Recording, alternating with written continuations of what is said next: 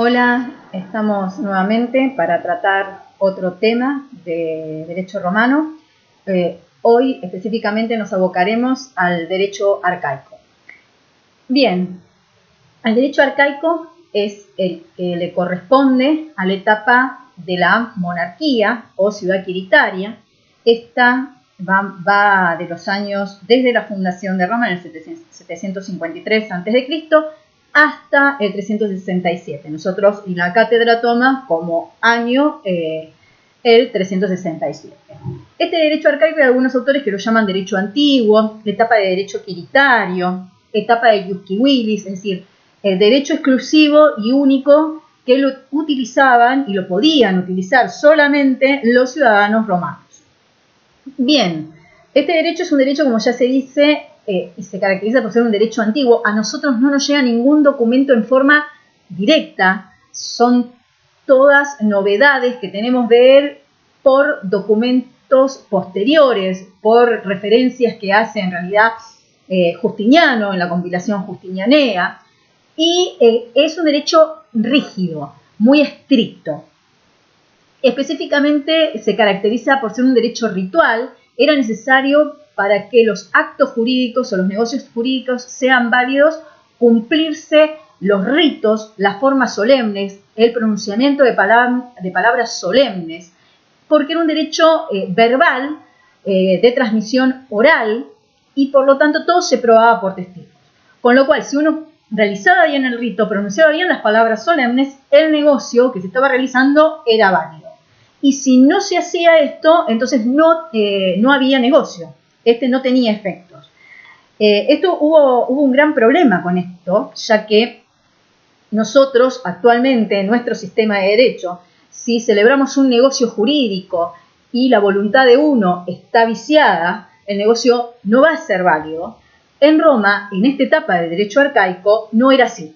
Porque si uno había pronunciado las palabras solemnes y había cumplido realmente el rito, el negocio era válido y no importaba si la voluntad de alguna de las partes estaba viciada. Se decía, usted cumplió el rito, usted pronunció las palabras solemnes, bien, el negocio es válido.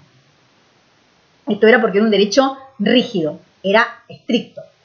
Esto lo veremos que con el tiempo va a cambiar, va a venir el pretor peregrino, a dar soluciones frente a los casos que uno haya revisado el negocio, haya realizado el rito y pronunciado las palabras, pero si su voluntad estaba viciada, el pretor peregrino con el tiempo va a venir y va a tratar de solucionar con distintos remedios procesales estas situaciones. Pero esto va a ser a posteriori, no en esta etapa del derecho. Otra característica es que era un derecho, el derecho arcaico, relativamente abstracto. Si bien la norma iba a ser conocida por una situación concreta, por un caso concreto, los romanos tenían un sistema de normas cada vez más abstractos, más parecido a lo que nosotros conocemos como los principios generales del derecho, que luego se veía cómo ese principio general, esa regla, se adaptaba y se aplicaba a cada caso particular. Tenía una estructura bastante innovadora este derecho arcaico. Muchas veces se dice porque en esta etapa había gran resistencia al cambio, con lo cual esta estructura que iba a tener el derecho arcaico es que no se reemplazaban las normas. No había un reemplazo de norma, es decir, se creaba una norma nueva, se incluía dentro de este sistema, pero no reemplazaba la norma anterior. Esto se da porque los romanos en esta etapa no tenían, como nosotros sí tenemos, una regla que diga que la ley posterior va a derogar a la ley anterior, sino que era un sistema en que convivía la norma antigua con la nueva y se veía cuál respondía mejor a las necesidades sociales, cuál se utilizaba y con el tiempo, la que no se utilizaba, se apartaba y se iba derogando de a poco, o no se iba utilizando, mejor dicho. Y como ya dijimos, el derecho arcaico es un derecho oral de transmisión verbal, no hay nada escrito hasta que con el tiempo va a aparecer lo que es las leyes regias y la ley de las 12 tablas. Bien, ¿cuáles son las fuentes formales del derecho arcaico? Acá hay una gran discusión, depende de los autores. Hay autores que van a decir que una de las principales fuentes del derecho arcaico son las mores mayores. Estas mores mayores, que mores es el plural de mos, que significa, para algunos dicen, es la costumbre jurídica o el derecho consuetudinario. Otros lo definen como los modos o estilos de vida de toda una comunidad. Y el vocablo mariorum hace referencia a los antepasados. Entonces, cuando se da la definición, dice, son los modos o estilo de vida de los antepasados, es este derecho consuetudinario, es esta costumbre jurídica que no está descrita y que se transmitía oralmente. Bien, muchos descartan que la fuente formal del derecho arcaico sean las mores. Muchos dicen que en realidad la fuente formal del derecho arcaico es la jurisprudencia. Es más, ningún autor, ningún jurisprudente, ni Paulo, ni el profesor de Derecho Gallo, la cita como fuente del derecho arcaico a las mores, ni hace referencia a ella, pero sí hacen referencia a la jurisprudencia. Jurisprudencia era la actividad del jurisprudentes, es decir, de los sabios en materia del derecho, con lo cual era la actividad que ejercía en esta etapa el colegio sacerdotal de los pontífices, que interpretaba el contenido de las mores mayores que no estaban escritas. Por eso se dice que esta es la fuente formal del derecho arcaico, es esta jurisprudencia ejercida por el colegio sacerdotal de los pontífices que iba interpretando el contenido de las mores. Esto va a ser un gran problema porque estamos en la etapa del derecho arcaico, estamos en la etapa histórica de la monarquía y acuérdense que en la monarquía todos los órganos políticos, religiosos, estaban ocupados por el patriarcado. Bien, como siempre, hay una postura intermedia o una postura conciliadora o también llamada la teoría o tesis de la confluencia, que, como digo yo, no se casa ni con Dios ni con el diablo y para quedar bien con todos, dicen que las fuentes formales del derecho arcaico son las dos. Por un lado, las mores mayores, por ser la más antigua, la que primero surgió, porque era la más valorativa, y por el otro lado, la jurisprudente, es decir, la actividad de estos jurisconsultos, de estos juristas que interpretaban las mores mayores. Por lo tanto, dice, cuando se creaba una institución, cuando nacía una institución, y para su regulación y los aspectos más importantes, la fuente formal eran las mores. Pero para la aplicación concreta a cada caso práctico es donde intervenía el jurista interpretando a las mores y por lo tanto, por eso nacía la jurisprudencia.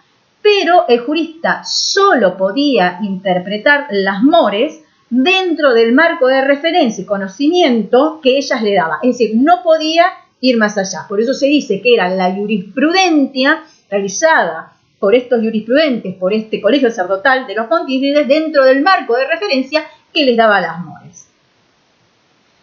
Bien, acá entonces tenemos, para algunos la fuente formal son las mores mayores, para otros la jurisprudencia ejercida por el colegio sacerdotal de los pontífices, para otros son las dos. También se ve como fuente formal de este derecho arcaico las leyes regias. ¿Por qué las leyes regias? Regias o regias, como quieran llamarlas, es porque específicamente en la compilación justinianea, en el Digest de Justiniano, hace referencia a él a la existencia de normas que provienen de la etapa monárquica. Por eso surgen estas leyes regias, o algunos las llaman Ius Civili Papilianum, por un pontífice que fue Sexto Papín. Que supuestamente este pontífice fue el recopilador de las mismas leyes. Para algunos autores dice, ¿qué son estas leyes regias? Entonces acá también hay varias opiniones. Para algunos autores considera que las leyes regias era la recopilación que hizo Sexto Papiro de la sumatoria de respuestas que daban los juristas de ese momento. Otros opinan que eran crónicas de notificaciones de los reyes al populus, es decir, el rey tomaba una decisión y convocaba al populus en comicios, en esta etapa los comicios curiados, y los notificaba de la decisión tomada. Se dice que el populus, si estaba de acuerdo a ese pronunciamiento, lo exclamaba y lo victoriaba, chocando la punta de sus espadas, y si no estaba de acuerdo, por lo tanto, chocaba los escudos. En realidad, muchos dicen, puede ser que la ley de Regia sea el antecedente de lo que fue, luego se conocieron como las leyes republicanas, como la lex de la etapa republicana, la lex rogata, pero en realidad, acá, el populus era convocado a este comicio curiado, pero el rex los anoticiaba de su decisión, el populus votaba.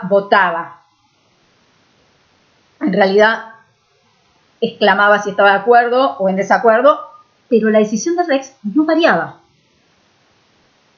Con lo cual, dice, acá en realidad no va a ser, digamos, es un poco raro que sea el antecedente de la lex republicana, de esta lex rogata, porque le falta el contenido de la expresión popular. ¿Por qué? Le falta el contenido y el carácter de la expresión popular. Y porque la decisión del rex no iba a cambiar. Yo los notifico, decía el rex. ¿Les gusta? Bien. ¿No les gusta? También, porque es lo que decidí y así va a quedar. Y por último, vamos a ver como fuente formal de este derecho arcaico, que como nosotros extendemos esta etapa hasta el 367, va a aparecer como fuente formal del derecho arcaico la tan conocida ley de las 12 tablas. Esta ley de las 12 tablas, a nosotros no nos llega el documento original. Nosotros tenemos, en realidad, reconstrucciones hechas por distintos autores, pero en realidad no nos llega a nosotros la ley de las 12 tablas. La ley de 12 tablas surge dentro del marco del conflicto patricio-plebeyo por el reclamo de la plebe, que cuando tenía un conflicto, un problema jurídico, e iba a pedir la interpretación del colegio sacerdotal de los pontífices, como este colegio estaba integrado totalmente por el patriarcado, siempre la interpretación nunca iba a ser a favor de la plebe, y menos aún iba a ser la interpretación a favor de la plebe si un plebeyo tenía un conflicto con un patricio. Con lo cual, para tener una mayor seguridad jurídica, lo que pide la plebe es un conjunto de normas escritas. Uno de los primeros pedidos que se hace es en el año 462 a través de un tribuno de la plebe, que era Terentillo Arza, propone la formación de una comisión de 5 varones para que redacten normas. Obviamente que el patriarcado comienza a oponerse a esto rotundamente y la plebe, ante el pedido de normas escritas y el patriarcado que se oponía, comienza la plebe a través de los tribunos a obstaculizar todo el accionar de los magistrados republicanos, porque los tribunos interponían el veto. Con lo cual el patriarcado se da cuenta de esta situación, porque no se podía hacer nada, y manda a una comisión a que se traslade a Atenas para ver y para que vean cómo se redactaban las leyes. Muchos opinan que en el año 454, otros dicen en el año 451 a.C., se suspenden todas las magistraturas y se crea una magistratura extraordinaria, que es el decemvirato. Decem son 10 y vir significa varones. Se forma este decemvirato, esta magistratura extraordinaria, compuesta por 10 varones de origen patricios para redactar las 10 primeras tablas. Este decemvirato iba a durar un año, por ser una magistratura extraordinaria. Y cesaban todas las demás magistraturas. Al año siguiente se elige otro